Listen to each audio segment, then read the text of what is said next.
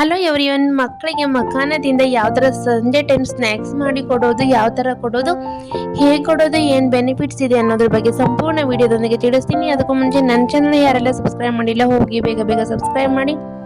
ಹಾಗೆ ಮಕ್ಕಳಿಗೆ ಬೇಕಾಗಿರುವಂಥ ರೆಸಿಪೀಸ್, ಹೋಮ್ ರೆಮಿಡೀಸ್ ನನ್ನ ಚಾನಲ್ ಇದೆ, ಹೋಗಿ ಒಂದ್ಸಲ ಚೆಕ್ ಮಾಡಿ ನಿಮ್ಮ ಮಕ್ಕಳಿಗೆ ಸಹ ಮಾಡಿಕೊಡಿ.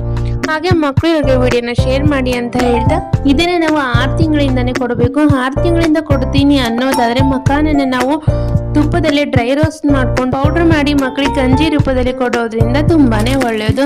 ಇವಾಗ ನಾನು ತೋರಿಸಿರುವಂತಹ ಮಖಾನದಿಂದ ಸ್ನ್ಯಾಕ್ಸ್ ಮಾಡೋದು 1 ವರ್ಷದ ಮೇಲ್ಪಟ್ಟಿರುವಂತಹ ಮಕ್ಕಳಿಗೆ ನಾವು ಸಾಯಂಕಾಲ ಟೈಮ್ ಯಾವ ತರ ಮಾಡೋದು ಮಾಡಿ ಕೊಡೋದು ಅನ್ನೋದ್ರ ಬಗ್ಗೆ ನಾವು ಸ್ಟವ್ ಆನ್ ಮಾಡ್ಕೊಂಡು 2 ಸ್ಪೂನ್ ಅಷ್ಟು ತುಪ್ಪನ ಹಾಕೊಂಡು 1 ಬೌಲ್ ಅಷ್ಟು ಮಖಾನನ ಸೇರಿಸ್ಕೊಂಡಿದ್ವಿ. ಹಾಗೆ ಸ್ವಲ್ಪನೇ ಉಪ್ಪನ್ನ ಸೇರಿಸ್ಕೊಂಡು ಡ್ರೈ ರೋಸ್ಟ್ ಮಾಡ್ಕೊಳ್ಳೋಣ. ಲೋ ಫ್ಲೇಮ್ ಅಲ್ಲಿ ಇಟ್ಟು ನಾವು ಇದನ್ನ ಡ್ರೈ ರೋಸ್ಟ್ ಮಾಡ್ಕೊಳ್ಬೇಕು.